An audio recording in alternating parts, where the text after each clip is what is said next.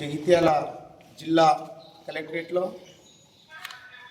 తొలి స్వతంత్ర సమరయోధుడు గుడ్డే ఓబన్న గారి 219వ జయంతి సందర్భంగా ముఖ్య అతిథిగా విచ్చేసినటువంటి గౌరవ శాసనసభ్యులు డాక్టర్ సంజయ్ సార్ గారికి మరియు అడిషనల్ కలెక్టర్ గారికి మరియు బీసీ వెల్ఫేర్ మేడం గారికి అలాగే నా ఒడ్డెర సోదరులందరికీ ముఖ్యంగా మన రంగపేట సర్పంచ్ గారికి ఉప సర్పంచ్ గారికి అంతర్గం సర్పంచ్ గారికి కుల బంధువులందరికీ జగిత్యాల జిల్లా అధ్యక్షులు గారు ఎల్ఏ గారికి ప్రధాన కార్యదర్శి మన యాదగిరి గారికి కొల్లెపు యాదగిరి గారికి ఈరోజు ఒడ్డే ఓబన్న ఎంతో బ్రిటిష్ వారి మీద పోరాట సమరయోధుడు. ఉయ్యాలవాడ నరసింహారెడ్డి సైన్యంలో సైన్యాధిపతిగా పనిచేసినటువంటి చరిత్ర ఒడ్డే ఓబన్న గారిది. ఆ రోజు భూమి శిస్తు కోసము పోరాటం, బ్రిటిష్ వారి మీద తిరగబడి పోరాటం, రేలారి యుద్ధంలో పనిచేసినటువంటి వ్యక్తి ఒడ్డే ఓబన్న గారు.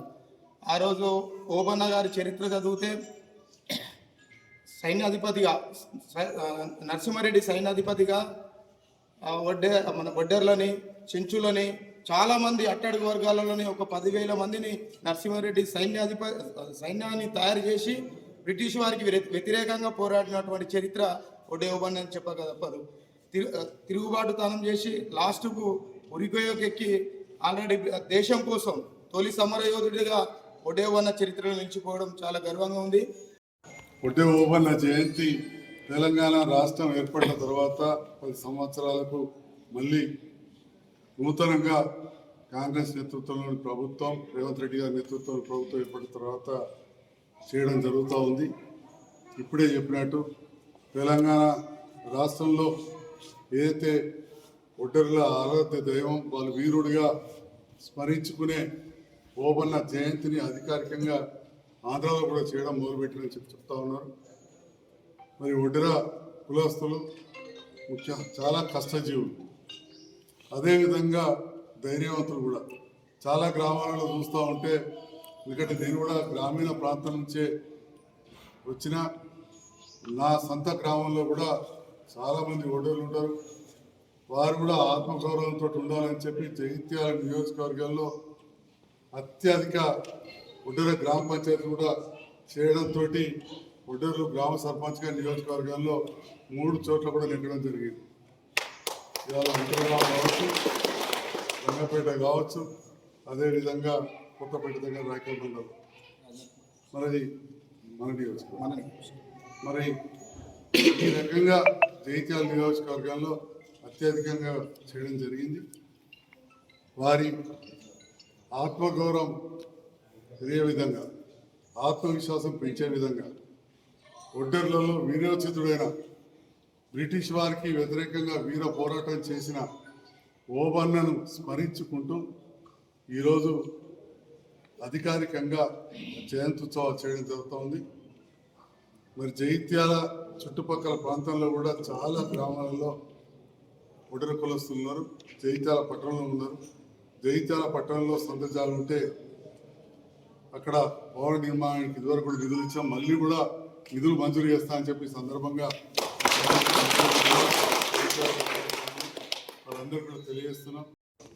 కట్టడం జరిగింది. అంతర్గామంలో కూడా టెంపుల్ నిర్మాణం అవన్నీ కూడా చేసుకున్నారు, ఇంకా చేస్తాం. అట్లే బాపిరాజు గారు, మల్లేష్, నాంపల్లి అందరూ కూడా యునానిమస్గా ఏకగ్రీవంగా ఒడ్డెర్లం అందరం కూడా మేము ఐక్యంగా ఉంటామని చెప్పి నిరూపించి రెండవసారి కూడా వాళ్ళ గ్రామ పంచాయతీని ఏకగ్రీవం చేసుకున్నందుకు ఈ సందర్భంలో శుభాకాంక్షలు. జగిత్యాల చుట్టుపక్కల ప్రాంతాల్లో చాలా చుట్టాలు కూడా ఒడ్డెర్లు ఊరికి దూరంలో గుట్టల దగ్గర ఇప్పటికి కూడా రాతిపోయిన అవన్నీ చేసుకుంటుంటారు. మరి ఆ కుల వృత్తి కొంత కావచ్చు, మిగతా దాంట్లో ఇప్పుడు విద్యావంతులు కూడా అవుతున్నారు. ఇంకా చదువుకోవాలి, చదువుకు ప్రాధాన్యత ఇవ్వాల్సిన అవసరం ఉంది. మరి మన వాళ్ళు చాలామంది చదువుకున్న వాళ్ళు కావచ్చు, చదువురాని వాళ్ళను విదేశాలలో కూడా ఉపాధి కోసం మా తమ్ముళ్ళు అవుట్సోర్సింగ్ ఏజెన్సీలు పెట్టి అక్కడికి పంపించడం జరుగుతూ ఉన్నది. చాలామంది కష్టపడి మంచిగా డెవలప్ అవుతున్నారు. మరి అటువంటి సందర్భంలో ఈ గూడాలు కొంత దూరం ఉంటాయి కాబట్టి అక్కడి గంజాయి కుటుంబం కొంచెం మన వాళ్ళని దూరం ఉంచి ఒట్టే ఓపెన్ లాంటి వాళ్ళని ఆదర్శంగా తీసుకొని శారీరకంగా మానసికంగా కూడా బలోపేతం అయ్యేలా చూడాలి. దాంతోపాటు విద్యకు కూడా ప్రాధాన్యత ఇవ్వాలి. కాలం మారింది.